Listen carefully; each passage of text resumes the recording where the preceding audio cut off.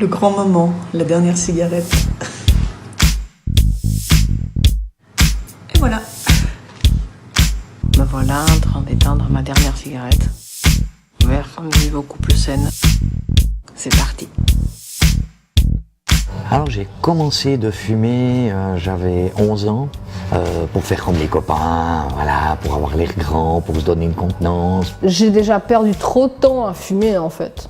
J'ai déjà gaspillé beaucoup trop de ma santé. J'ai commencé à fumer à 15 ans, j'en ai 41 aujourd'hui. Je fume depuis l'âge de 20 ans, donc ça fait une trentaine d'années que je fume, et une trentaine de cigarettes par jour. Pour moi la cigarette c'est, entre guillemets, c'est un démon, c'est un de mes démons, c'est le pire. C'est un peu un gros mot qui me vient, si je peux me permettre, mais c'est vraiment une saloperie, quoi. La cigarette, c'est souvent un allié, hein. Quand on a une cigarette, on n'a jamais seul. En fait, maintenant, elle me dérange, parce que je la maîtrise pas. En fait, j'aime bien contrôler les choses, et là, je contrôle rien du tout. J'ai pas envie qu'elle soit plus forte que moi. La cigarette nous fait croire qu'elle nous fait du bien. Puis entre deux clopes, on se rend très bien compte que ça nous fait du mal. Mais on allume quand même la suivante. C'est une vraie drogue. Je veux arrêter aujourd'hui tout simplement parce que l'année passée j'ai fait une très grosse bronchite et aujourd'hui je me dis j'ai 30 ans, c'est peut-être le moment de prendre un chemin différent. Déjà la santé, parce que plus de souffle. Je pense qu'on est beaucoup plus fatigué. Le contact avec les gens, c'est le fait de ne pas véhiculer cette odeur de fumeur. Pour ma voix, parce que je suis chanteur et que j'ai besoin de ma voix, et puis que là on arrive à un stade où si j'arrête pas, je sens que je vais la perdre. Je pense que pour tous les fumeurs, il y a des cigarettes qui sont particulièrement difficiles. Dans mon cas, c'est la cigarette de réveil avec le café de matin. Le matin, et celle après-manger.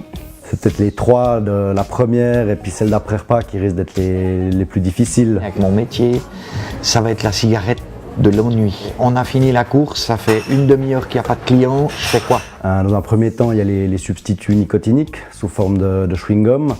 Après, j'ai aussi un petit chapelet grec que je vais utiliser pour m'occuper les mains. Aussi de me remettre au sport, qui était pour moi en tant que fumeur quelque chose qui était un peu antinomique. Il y a beaucoup de petites choses que j'aime bien faire, c'est cubes magiques, des choses un peu de ce type-là qui occupent l'esprit. J'ai ma petite bouteille d'eau. Quand j'ai envie, je bois. Je pense que je vais m'orienter peut-être vers un inhalateur. La plus grande cause de rechute, c'est la dépendance à la nicotine, qui se traduit par des symptômes de sevrage quand on arrête de fumer. Et ces symptômes de sevrage sont particulièrement intenses, surtout dans les premiers jours et la première semaine après l'arrêt du tabac.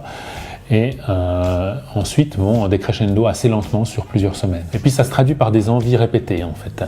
Et puis, plus on est dépendant, plus il y en aura. Il y a un élément qui est utile à savoir, qui est plutôt de l'ordre de l'information, c'est de savoir que ça dure pas longtemps. Ça dure 3 à 5 minutes au maximum. Par contre, ça se répète.